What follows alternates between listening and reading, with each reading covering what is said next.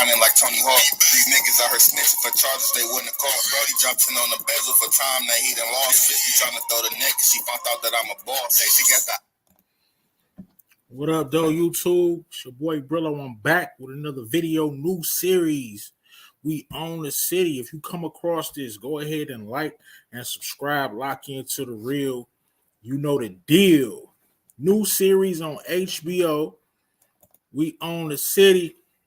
When I found out it was the same writers of The Wire, of course I had to tap in and check the episode out. And when I tell you, I was satisfied, and that's a little odd because it's actually a cop show. And, you know, I'm not really too into the cop shows, but it did give me that Wire vibe, that Wire feel. Now, it's not The Wire, of course. One episode in, saw a lot of familiar faces from The Wire and the city of Baltimore. Got to see that again, you know, how it's structured or whatever. And I did have The Wire vibes. I'll give my little grade towards the end, but give you some of the quick highlights. Now, I watched the episode once. I don't really know a lot of the characters' names, but I'm gonna give you my nice little recap. Of course, it's actually based on kind of a true story. This novel right here by Justin Fenton. We own this city. You know, talk about Baltimore police corruption, and of course the gun task force and the way they just wanted to make arrests as opposed to like real detective work. And all throughout, we see it's like a group of cops or whatever, and we're trying to figure out which ones are good and which ones are bad. So the episode kicks off with this guy talking, Wayne Jenkins. He's making a speech, and from his speech, you know, you kind of think he's a solid cop. He's like, you know, you should never use force. If you rough people up, they won't want to talk to you, and, you know, we want to make arrests. We want to make a real difference. So you're thinking like, this dude is solid.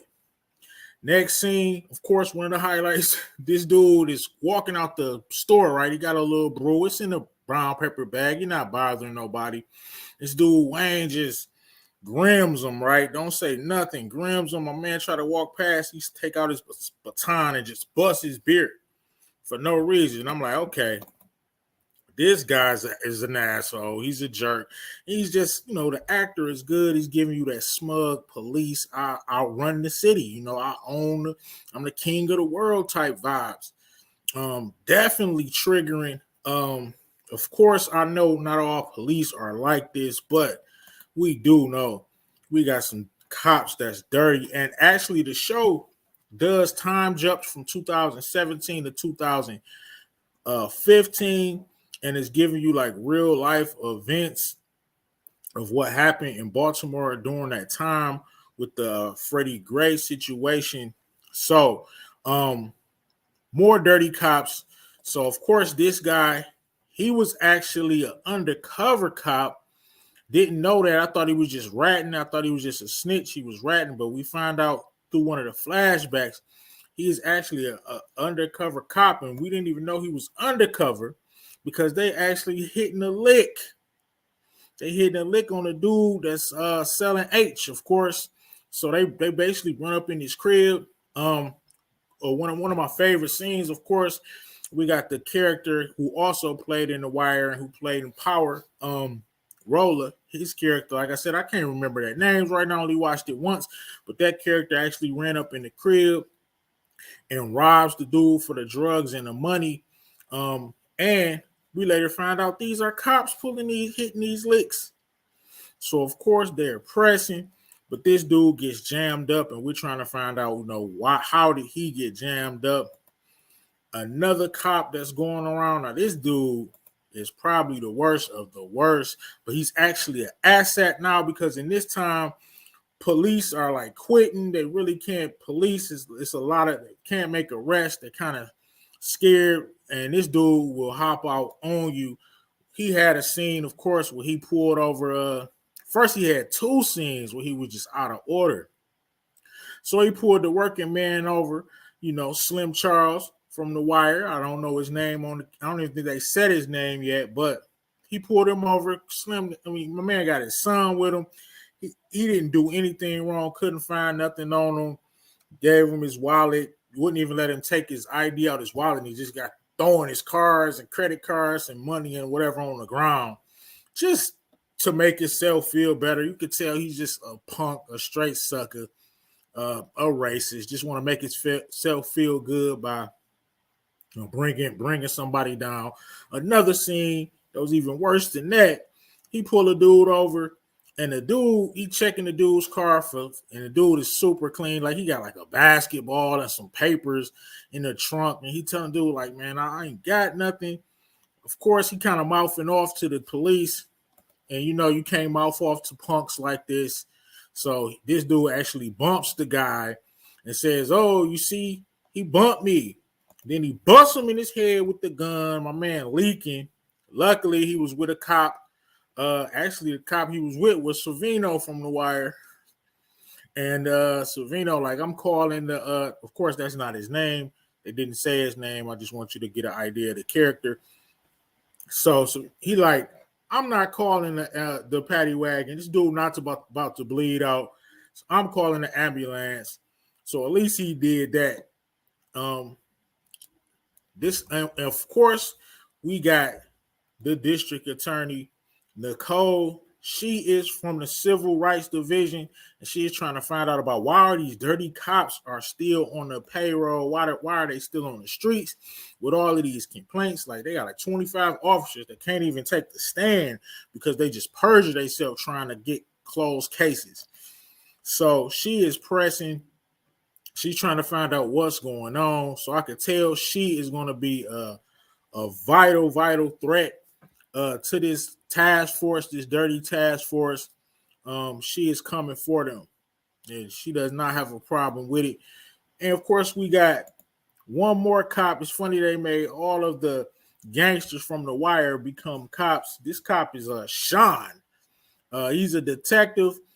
I think he probably used to work with this dude because they had a little tense moment, but friendly tense moment. Like, you could tell Detective Sean don't really like him, but, they kind of went back and forth and talking or whatever, but you could tell he don't like him. We just need a little more. So all throughout the episode, this dude, that's just the lawyer talking to the police commissioner, who's also, making excuses for everything, why things is basically throwing people under the table. Because like I said, she is pressing. She doesn't. She definitely wants justice for everyone. So that was the episode, and it ends with the FBI actually arresting this dude, and he is like, look, he got the look on his face like, how dare y'all arrest me? And then his last thing that he says was, do you know who I am? And it goes off.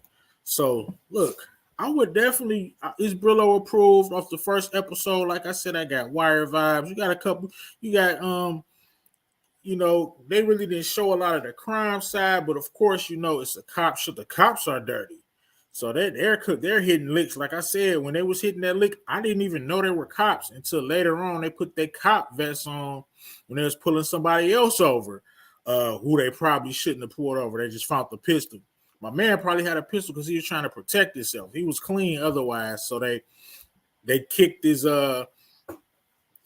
license plate to make it obscure so they have a reason to pull him over. So, but they were just flicking.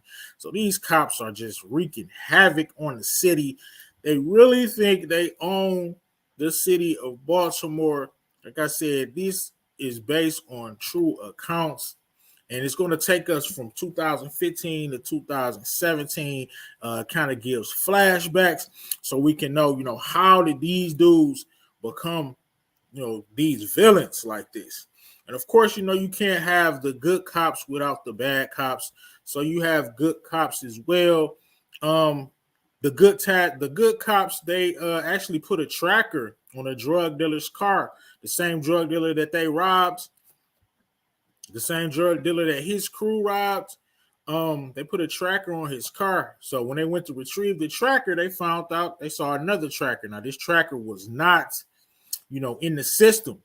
So they knew something was wrong with that. So they like, okay, we're not even going to tell them to come get their tracker. They know we arrested this drug dealer.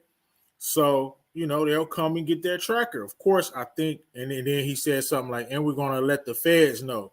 So I think this is how the crew gets roped up. They're going to definitely use that against them, and I definitely think it's going to come to bite the good cops in the ass. Of course, you can't have a show about horrible cops without some good cops. I do have to say that some of the good cops, but look, the way this guy's playing his role and the way he is playing his role, it was triggering for your boy. It was hard to watch because they such suckers, man. Like you can tell in these 6 episodes, like these, I'm gonna want to beat these dudes down. Like you can tell, but definitely the show is below approved. If you come through, make sure you see it scrolling. Make sure you lock in and subscribe to your boy. Show me some love. Probably might start going live on this show. I'm kind of digging the first episode. Maybe I'm overhyping it, but I would actually give it a solid A. You could tell they kept it authentic the way it was shot.